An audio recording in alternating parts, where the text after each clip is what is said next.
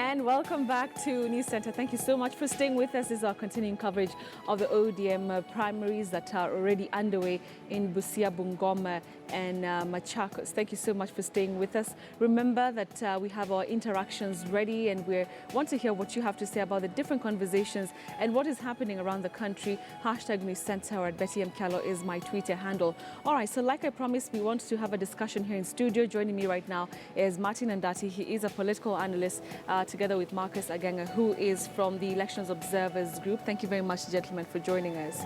So a lot has been happening since morning, and I'd first want you to comment about the state of preparedness for ODM now that it has been a slow start really in some of the places. Budalangi, up until now, they've still not started the process.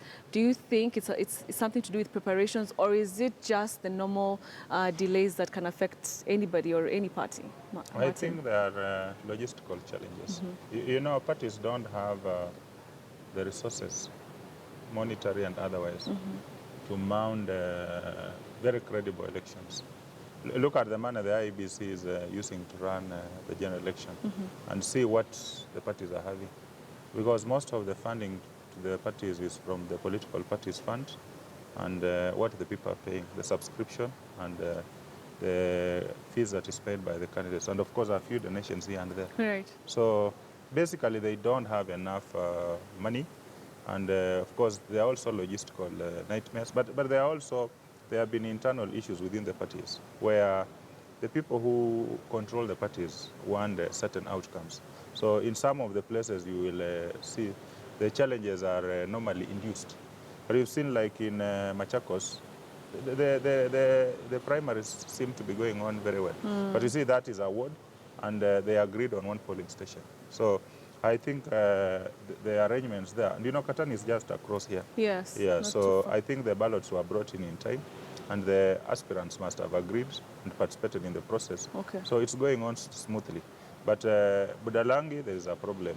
Busia, there will also be a bigger problem because of the vastness of the constituency, the number of polling stations, and the various interests at stake. All right. Yeah. We'll get to those interests shortly. Marcus, I'd like to hear from you from an election observer's point of view. What is your assessment, really, of what you've been observing here since we started covering this? I think what I'm seeing here is that we are witnessing what happened in 2013, where you'll be witnessing a number of cases of parties not prepared to conduct these primaries.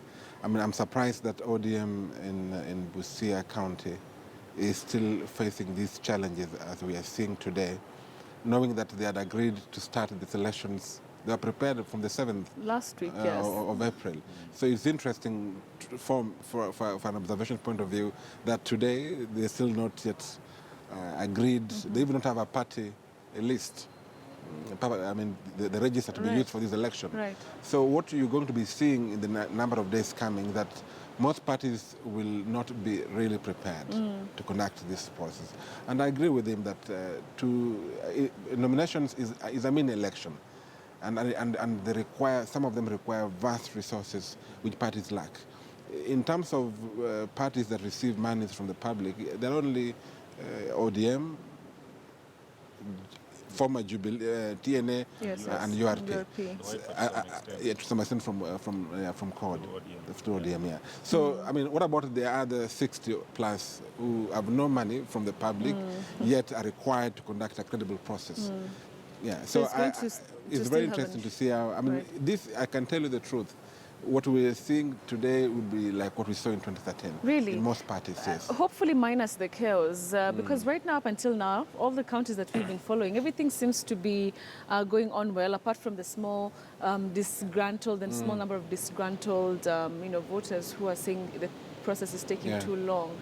Martin, let's come to also other developments that have happened, and that is the fake newspaper print of Paul Otoma defecting to Jubilee Party. This is something that he wakes up to on such a day. What kind of impact has it had? Any impact? And he's blaming it on his rivals. What is your take on all this? Of course, that is high-tech propaganda. High-tech? Yeah, it is high-tech. And, Otoma is running against Ojamong. So naturally, that must be from from Jamong's camp.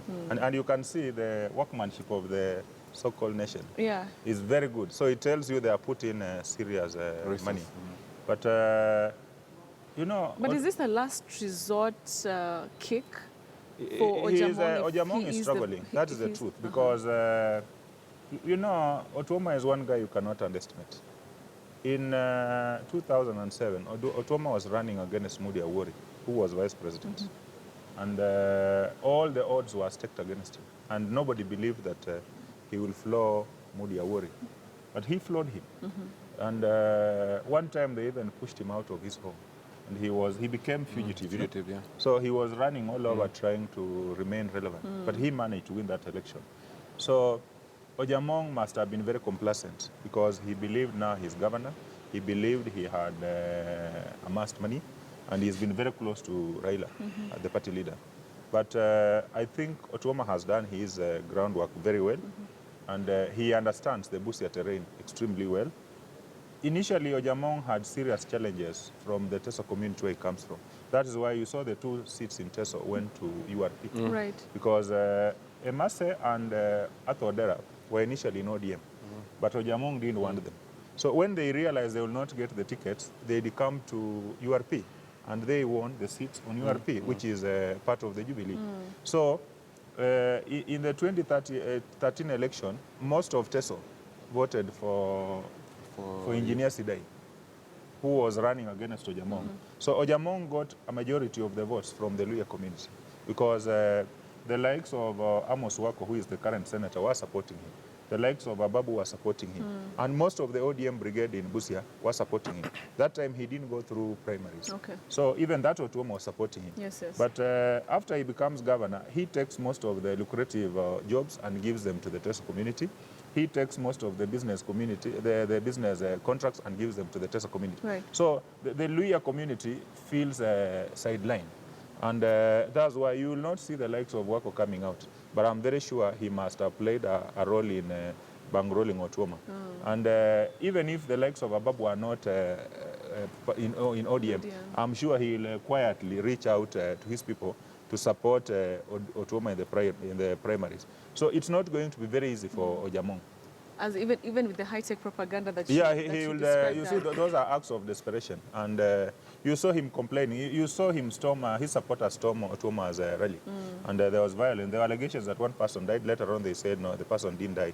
He was seriously injured. So he is in some kind of panic because he underestimated the influence of Otuoma.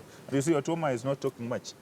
But you can see the reactions from the other camp. Because as an incumbent, if Ojamong had done a good job and he had money in the politics, then he will not be struggling. Okay. In fact, he should have gotten a direct ticket because nobody would have had the courage to take him on. All right. But you see, for Otuoma to have the courage to take him on, it tells you there's a big problem on the ground. On the ground. Yeah. Okay, Marcus, let's talk about the violence that Martin has hinted on, and we've seen this in the last couple of weeks. Does that concern you as an election observer, or is it just one or two instances that things went awry and, we had a few disgruntled people who reacted and it caused chaos? Or do you have, solid and genuine concerns about moving forward into the election that, there's going to be a problem? Let me just say something before I respond to that. As the election observation group, we have deployed 85 observers in 85 constituencies where we feel will be hotly contested, and Busia is one of them.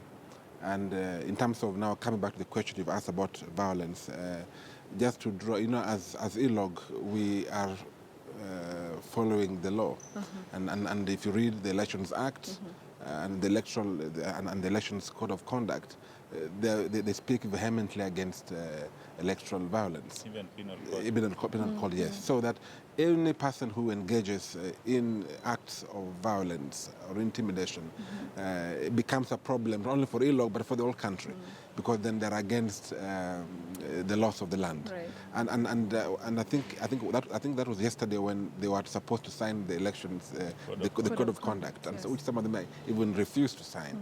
But that code of conduct asks, one of the things that it stipulates is that you promise to abide by the Elections Act and other regulations that govern elections. which then asks you to desist from violence, because violence excludes a number of candidates. It excludes a number of participants in the process. That any results that comes out of a process that is marred by violence is in itself not credible. Yes. All right. Have parties done enough? The other day, ODM disciplinary committee, was sitting, and the report finally came in, and there's really no, stringent measures that were taken against the people who are purported to have started violence or sponsored violence or chaos. What does that say about the parties? Are we really likely to see parties take this chaos or violence head on? They will not. They will not. They will not. Martin, are you just being No, very I'm negative? telling you, they will not. Because, some of the people who have done what they have done should have been disqualified. But there's nothing coming out of it. So it is basically PR, because you people in the media are highlighting it, and Kenyans are condemning it. So to be seen to be doing something, you get a talk sitting wherever it's sitting, and they call, then after that they say, we disciplined them and all that. But there's nothing much coming out of it. So across the divide, you saw Songo do what he did in Bomas. There was nothing which was done. You saw the Ongoro storming of Orange House. Nothing was done. You saw the team which went to Homa Bay, to Migori, and yes. Did what they did. Yes. There was nothing. Then you saw the Otuoma. It was the Ojamong group which stormed Otuoma's rally. There was nothing. So it's all PR, and we expect more, because the people who participate in some of those processes believe the only way you can get the ticket is by engaging in violence and You say we're expecting more violence? Or there will be more violence, because the people know that even if you engage, there are no serious punitive measures that will be taken against you. Yeah, it's PR. Then you still go back out there and get the ticket. Okay, Marcus, before we take a break, do you think it's PR or they are on the right track? At least they're doing something. Some would argue at least they're doing something. I think it's unfortunate, Betty, that we want to hold institutions like the judiciary, IEBC, the executive accountable, but no one wants to hold the parties accountable. And the law is very clear in people engaging in acts of violence, and they should be disqualified from vying. And if parties were to abide by the rule of law, then these guys shouldn't even be contesting. And the fact that they are being allowed to contest, or the actions being sanitized, is an indication that